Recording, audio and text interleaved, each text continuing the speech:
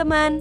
Pada video kali ini, kita akan membahas tentang anatomi dan fisiologi sistem kardiovaskular. Sistem kardiovaskular merupakan salah satu sistem terpenting dalam tubuh manusia karena berfungsi mengedarkan darah, oksigen, nutrisi, hormon, dan berbagai zat penting lainnya ke seluruh jaringan tubuh. Selain itu, sistem ini juga berperan dalam mengangkut sisa metabolisme untuk dikeluarkan dari tubuh. Sistem kardiovaskular terdiri atas 3 komponen utama, yaitu jantung, pembuluh darah, dan darah. Ketiga komponen ini bekerja secara terintegrasi untuk menjaga keseimbangan tubuh dan memastikan setiap sel mendapatkan kebutuhan yang diperlukan untuk menjalankan fungsinya. Mari kita mulai dari jantung.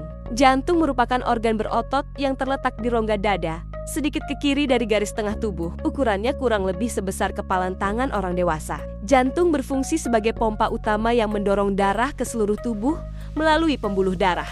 Dinding jantung terdiri dari 3 lapisan. Lapisan paling luar disebut epikardium, yang berfungsi melindungi permukaan jantung. Lapisan tengah disebut miokardium, yaitu lapisan otot jantung yang bertanggung jawab terhadap kontraksi dan pemompaan darah. Sedangkan lapisan paling dalam disebut endokardium, yang melapisi ruang dan katup jantung. Jantung juga dilindungi oleh kantung yang disebut perikardium. Perikardium terdiri atas lapisan fibrosa dan lapisan serosa yang berfungsi melindungi jantung dari gesekan saat berdenyut, serta membantu mempertahankan posisinya di dalam rongga dada. Selanjutnya, jantung memiliki 4 ruang, yaitu 2 atrium dan 2 ventrikel. Atrium kanan menerima darah yang miskin oksigen dari seluruh tubuh, sedangkan atrium kiri menerima darah yang kaya oksigen dari paru-paru. Darah kemudian mengalir ke ventrikel. Ventrikel kanan memompa darah menuju paru-paru untuk proses pertukaran gas, sedangkan ventrikel kiri memompa darah ke seluruh tubuh dengan tekanan yang lebih besar. Agar aliran darah tetap satu arah, jantung memiliki 4 katup utama. Katup atrioventrikular terdiri dari katup trikuspid di sisi kanan dan katup bikuspid atau mitral di sisi kiri. Selain itu, terdapat katup semilunar yang terdiri dari katup pulmonal dan katup aorta. Katup-katup ini membuka dan menutup sesuai perubahan tekanan darah sehingga mencegah aliran balik darah. Komponen berikutnya adalah pembuluh darah. Secara umum, pembuluh darah dibagi menjadi 3 jenis, yaitu arteri, vena, dan kapiler. Arteri berfungsi membawa darah keluar dari jantung menuju jaringan tubuh. Dinding arteri tebal dan elastis karena harus menahan tekanan darah yang tinggi. Vena berfungsi membawa darah kembali ke jantung. Dinding vena lebih tipis dibandingkan arteri dan memiliki katup yang membantu mencegah aliran balik darah.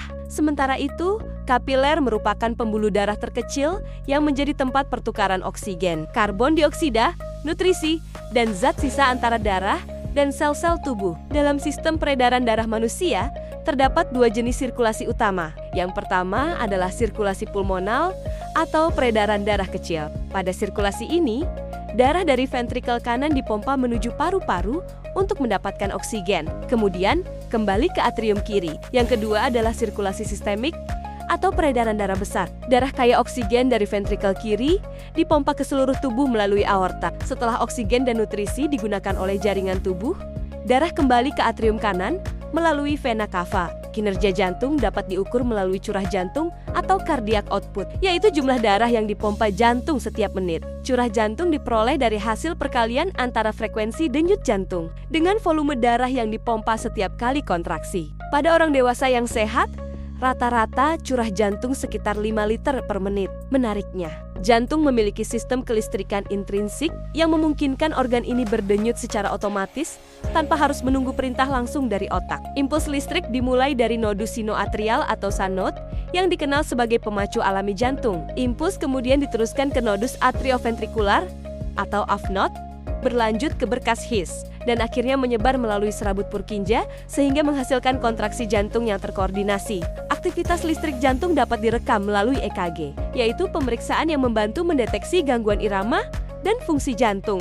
Dalam praktik keperawatan, pemahaman sistem kardiovaskular sangat penting untuk memantau tanda vital serta mengenali gangguan sirkulasi sejak dini. Sebagai kesimpulan, sistem kardiovaskular terdiri dari jantung, pembuluh darah, dan darah yang bekerja bersama mengedarkan oksigen serta nutrisi ke seluruh tubuh. Dengan memahami sistem ini, kita dapat lebih mengerti bagaimana tubuh menjaga fungsi vital dan kesehatan secara keseluruhan. Terima kasih telah menyimak. Semoga bermanfaat.